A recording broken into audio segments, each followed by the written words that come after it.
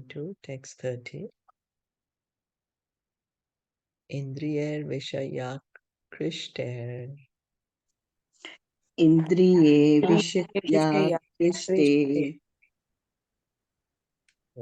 Kshiptam Dhyayatam Manaha Akshitam Dhyayatam Manaha Chetanam Harate Buddhe Chetanam Harate Buddhe Sambastoyam Iva Hridat. Stambastoyam Iva Hridat. Translation and purport by His Divine Grace, A.C. Bhaktivedanta Swami Srila Prabhupada.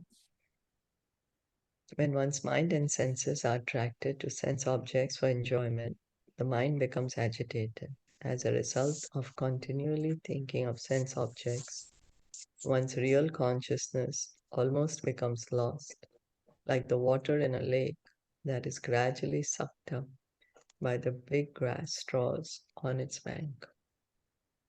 In this verse, it is very nicely explained how our original Krishna consciousness becomes polluted and we gradually become almost completely forgetful of our relationship with the Supreme Lord.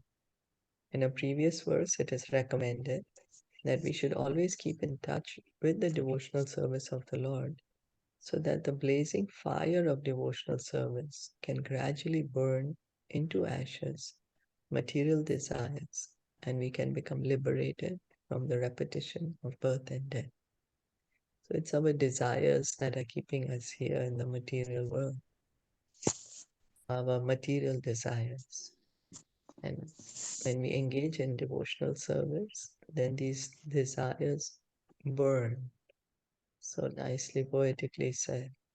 The blazing fire of devotional service can gradually burn into ashes material desires. And we can become liberated from birth and death. This is also how we can indirectly keep our staunch faith in the lotus feet of the Supreme Personality of Godhead. When the mind is allowed to think of sense gratification continuously, it becomes the cause of our material bondage. If our mind is simply filled with sense gratification, even though we want Krishna consciousness, by continuous practice, we cannot forget the subject matter of sense gratification. So it's by our mind that we are building our next body because of all the desires. So whatever we are thinking of, what desires we are having, we are building what next body we are going to take up. If one takes up the sannyas order of life, but is not able to control the mind, he will think of objects of sense gratification, namely family, society, expensive house, etc. Even though he goes to the Himalayas or the forest, his mind will continue thinking of the objects of sense gratification. In this way, gradually, one's intelligence will be affected. When intelligence is affected, one loses his original taste for Krishna consciousness. So how our mind can, really drive us crazy because of our material desires. We are always thinking of the sense objects. What are the sense objects? For the eyes, we want to see something. For the ears, we want to hear something. We have all these desires, and then that makes us go crazy, our mind go crazy. The example given here is very appropriate. If a big lake is covered all around by long kusha grass, just like columns, the waters dry up. Similarly, when the big columns of material desire increase, the clear water of consciousness is dried up. Because then we are completely, that's what our position is, no? Completely forgotten Krishna. Why? Because our mind is so full of these material desires, always thinking of how can I fulfill this desire, that desire, that we are unable to remember Krishna. Therefore, these columns of kusha grass should be cut or thrown away from the very beginning. Sri Chaitanya Mahaprabhu has instructed it that if from the very beginning we do not take care of unwanted grass in the paddy fields, the fertilizing agents or water will be used by them and the paddy plants will dry up. So, as we water our bhakti lata by hearing and chanting, the weeds also grow, the weeds become visible. And the weeds become visible for us so that we can throw them out. We need to throw out the weeds of envy, anger, lust, this pride, arrogance, so many other. The material desire for sense enjoyment is the cause of our fall down in this material world, and thus we suffer the threefold miseries and continuous birth, death, old age, and disease. So, our desire, what's our desire? Because we have the desire to enjoy this material world, we are in this material world. We need to purify our desire. The more we hear, the more we chant, the more we will be able to give up the material desires. And because we have this desire to enjoy this material world, actually, what's happening is that we are subjected to the threefold miseries, we are subject to birth, death, old age, and disease. But our infatuation with the material desire, with the material world is so strong, we are unable to see it. Completely unable to see that, oh, these are the causes of misery, but I'm so attached to them and I desire to enjoy them. However, if we turn our desires toward the transcendental loving service of the Lord, our desires become purified. We cannot kill desires, we have to purify them of different designations. We think, oh, I'm going to become desireless. The soul can never be desireless. We just have to change our desires. As Prabhupada is saying, purify them. From material desires, have spiritual desires. Have desire for pure devotional service. Have desire to go back home, back to Godhead. Have desire to associate with the pure devotees. If we constantly think of being a member of a particular nation, society, or family, and continuously think about them, we become very strongly entangled in the conditioned life of birth and death. But if our desires are applied to the service of the Lord, they become purified, and thus we become immediately freed from material contamination. So our desires. So it's like More, what we think we become, right? yes, that's right. Mm, That's the right. thought plays such a vital role, na? Yeah. Yeah, yeah, we are Yeah. creating our future body by whatever we are thinking. And so that's the reason association is important because it can help us to think correctly. So association is also like, what we are hearing. That's also association, Yeah. not only personally, but what is it that we are exposing ourselves to? That's what's going to be going on in our mind.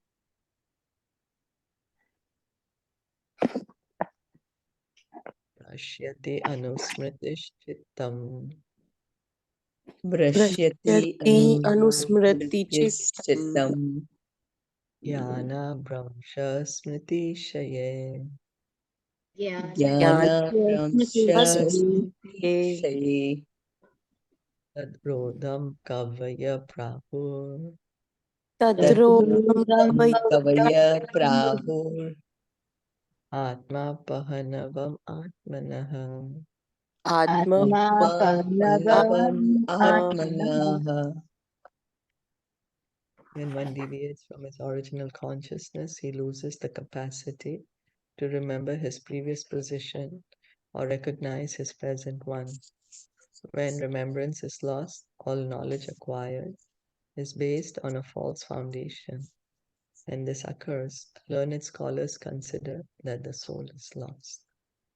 So, when one deviates from original consciousness, what is the original consciousness of every living entity? We are the We servant are of part and parcel of the Yeah, Lord. Krishna consciousness. That's right. Consciousness. Krishna consciousness is the original consciousness of the soul.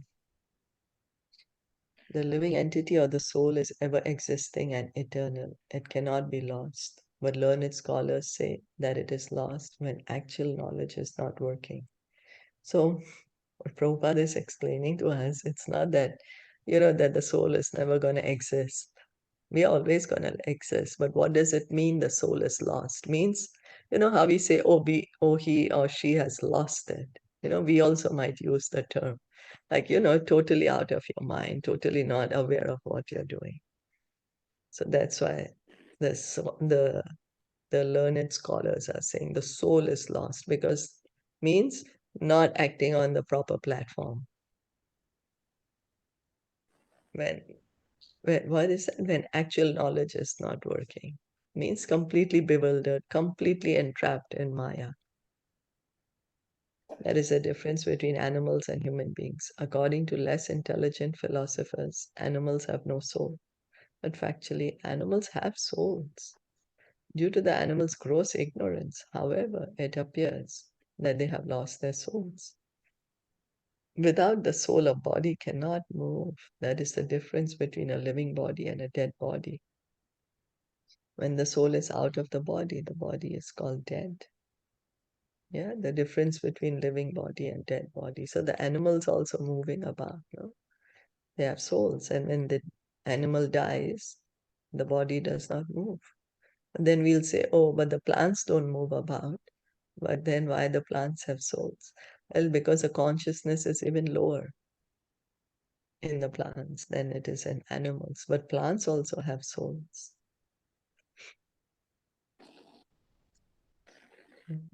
The soul is said to be lost when there is no proper knowledge exhibited. Our original consciousness is Krishna consciousness, because we are part and parcel of Krishna. So we cannot deny this fact. We are trying to forget, oh, I'm part and parcel of Krishna, but that is our position, constitutional position. When this consciousness is misguided and one is put into the material atmosphere, which pollutes the original consciousness, one thinks that he's a product of the material elements. So we are right now in this material world, in this material atmosphere. And what we are thinking, I am this body. I completely forgotten our position as soul, part and parcel of Krishna, Krishna consciousness. Completely forgotten. We are happily here thinking, I am the body. And whatever is related to the body is mine. Whatever I'm seeing here in the material world is for my enjoyment. I want to control as much as I can. I want to enjoy as much as I can. This is the pollution of our consciousness. Thus, one loses his real remembrance of his position as part and parcel of the Supreme Personality of Godhead, just as a man who sleeps forgets himself. Yeah, when we are sleeping, we don't remember anything. But we have to understand that even when we are sleeping and we don't remember, we are still individual souls. Because many people think that, oh, after I get liberated, I'm going to become one big soul. No, we're always going to remain individual. In this way, when the activities of proper consciousness are checked, all the activities of the lost soul are performed on a false basis. At the present moment, human civilization is acting on a false platform of bodily identification. Therefore, it can be said that the people of the present age have lost their souls, and in this respect, they are no better than animals. So, false platform, acting on false platform means because we are just acting as I'm the body, completely forgotten I'm the soul. That's what our civilization is teaching us. That's what's happening everywhere around us. That's why we are called lost souls, lost to our original position. So we need to hear and chant and hear and chant so we can revive our original consciousness. Nata parataro loke. Nata parato loke. नातर पतर लोके Pumsa swartha vyatikramaha. Pumsa swartha vyatikramaha. Yad adi anyasya preyastvam. Yad adhi anyasya preyastvam. Atmana swavyatikramat. Atmana swabhyatikramat. There's no stronger obstruction to one's self-interest than thinking other subject matters to be more pleasing than one's self-realization. Human life is especially meant for self-realization. Self refers to the super self and the individual self, the Supreme Personality of Godhead and the living entity. So, we think self-realization means I'm alone. There's no one else. No, but self-realization and God realization happens together. The more we try to understand Krishna, the more we try to understand God, the more we'll be able to understand ourselves. It's like when the sun rises, as when it's dark, completely dark, cannot see ourselves. Then gradually, as the dawn breaks and the sun starts rising, more and more things become clearer. So the more we try to understand Krishna, the more we will be able to understand ourselves. When, however, one becomes more interested in the body and bodily sense gratification, he creates for himself obstructions on the path of self-realization. By the influence of Maya, one becomes more interested in sense gratification, which is prohibited in this world for those interested in self-realization. Instead of becoming interested in sense gratification, one should divert his activities to satisfy the senses of the Supreme Soul. Anything performed contrary to this principle is certainly against one's self-interest. So we may say, oh, but I have, so many duties to perform. I have so many things to do. I'm living in the world.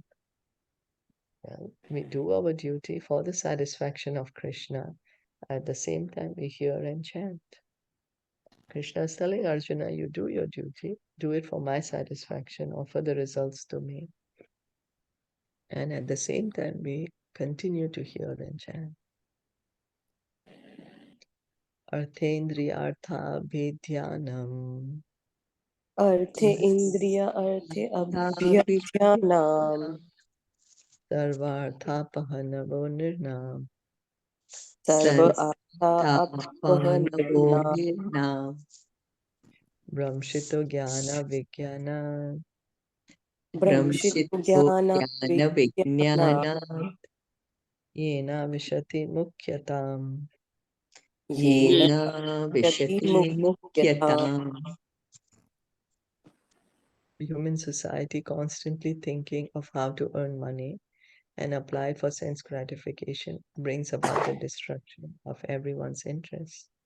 When one becomes devoid of knowledge and devotional service, he enters into species of life like those of trees and stones.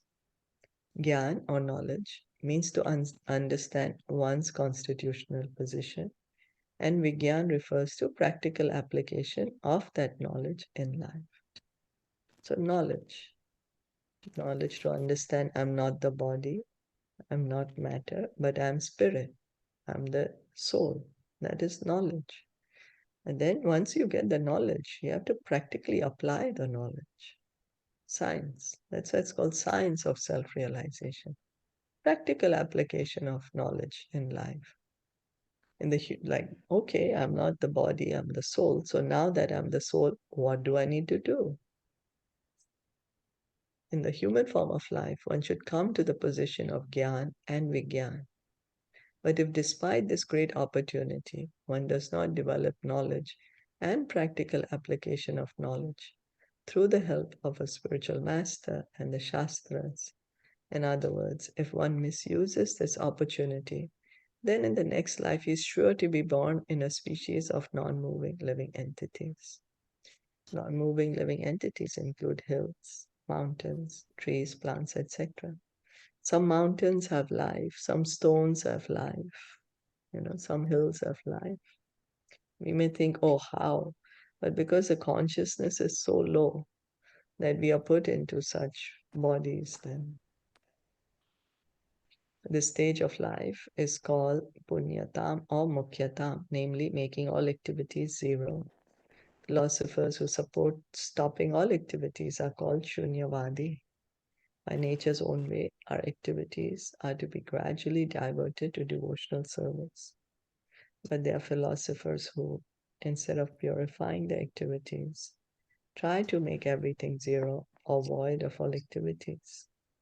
This lack of activity is represented by the trees and the hills. So we can see, whatever is our desire, Krishna fulfills. Krishna fulfills our desire, and he arranges for material nature to give us a suitable body. Somebody wants to make activity zero, shunyavadi. Okay, then trees barely have any activity, hills barely any activity. Okay, take that kind of a body then. This is a kind of punishment inflicted by the laws of nature.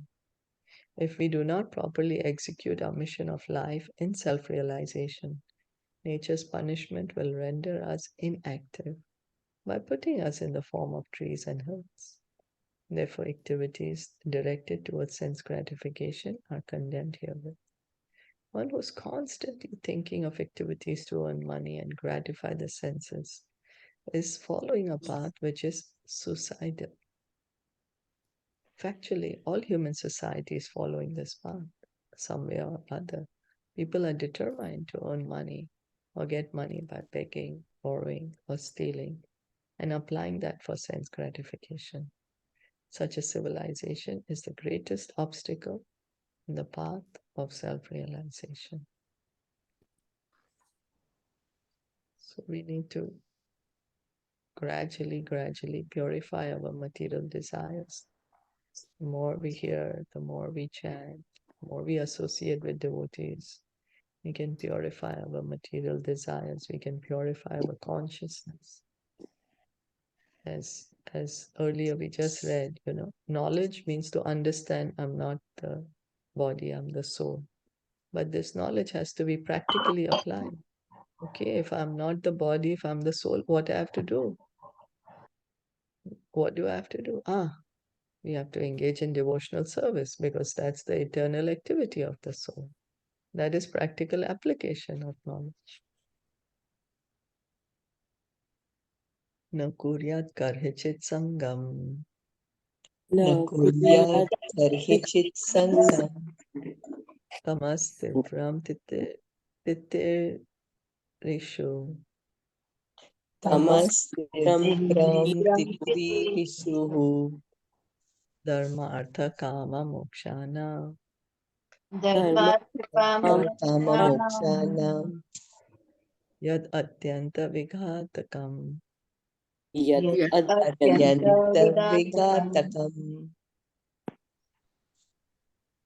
Those who strongly desire to cross the ocean of nations must not associate with the modes of ignorance, for hedonistic activities are the greatest obstructions to realization of religious principles, economic development, regulated sense gratification, and at last liberation.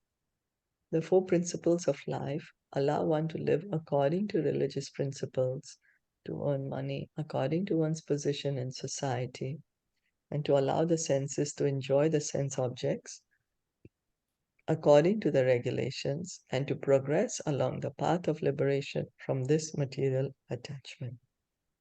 So, dharma, artha, kama, moksha. That is what it means, the four principles. Act religiously so that you can get enough opulence, enough money, enough position. So why to enjoy? And then ultimately we'll understand, oh, but there is only frustration. Oh, so I want liberation. So it's like gradually to give up material attachment. As long as the body is there, it is not possible to become completely free from all these material interests. It is not, however, recommended that one act only for sense gratification and earn money for that purpose only, sacrificing all religious principles. At the present moment, human civilization does not care for religious principles. It is, however, greatly interested in economic development without religious principles. So, because our society is moved away from God consciousness in Kali Yuga. It's more just economic developments, modern civilization. For instance, in a slaughterhouse, the butchers certainly get money easily, but such business is not based on religious principles. Similarly, there are many nightclubs for sense gratification and brothels for sex. Sex, of course, is allowed in married life, but prostitution is prohibited because all our activities are ultimately aimed at liberation, at freedom from the clutches of material existence. Similarly, although the government may license liquor shops, this does not mean that liquor shops should be open unrestrictedly and illicit liquor smuggled. Licensing is meant for restricting. No one has to take a license for sugar, wheat, or milk because there's no need to restrict these things. In other words, it is advised that one not act in a way that will obstruct the regular process of advancement in spiritual life and liberation. The Vedic process of sense gratification is therefore planned in such a way that one can economically develop and enjoy sense gratification and yet ultimately attain liberation. So, live here peacefully, happily, at the same time cultivate spiritual knowledge so that at the end of life we can go back home, back to Godhead. Vedic civilization offers us all knowledge in the Shastras, and if we live a regulated life under the direction of Shastras and Guru, all our material desires will be fulfilled. At the same time, we will be able to go forward to liberation. Because after all, we have this human body. And in human body, we can acquire the knowledge. We can do the hearing, chanting. We can get out. We can do something to get out of the material world. So we need to use the body in that way. Are there any questions or comments? No, all good. So here they are just talking about the dharma kam moksha, arth kam moksha, right? That how to do slowly this process, follow this process, and then even you do bhakti. How you will reach to the bhakti platform by, Yeah, right? yeah. Follow religious principles. Yeah. And the religious principle in this It's age of attain Kali is to liberation. chant the holy name. Huh? Yeah, but the last one is the attain liberation. So liberation uh, in what matter? Like liberation, is it that liberation that moksha, like The, you go to the the, moksha. Yeah. yeah, is Yeah. it So, to God or is it to the effulgence so of? here, yeah. So here, usually that's the idea. The Vedas are saying that, you know, do dharma, then you'll get artha, and at last you'll get liberation of the effulgence, as you rightly said.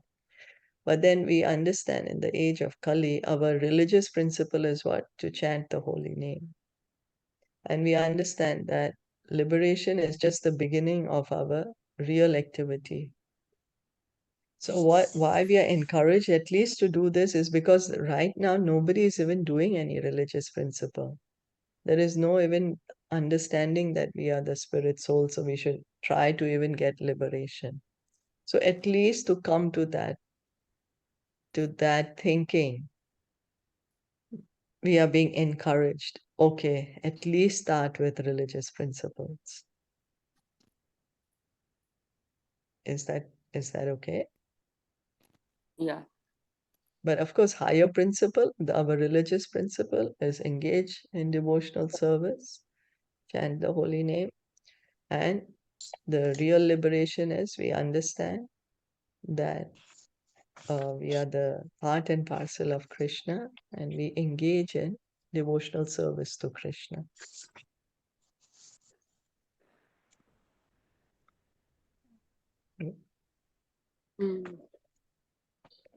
Srila Prabhupada ki jai, Gaur Bhakta Vrinda ki jai, Hare Krishna.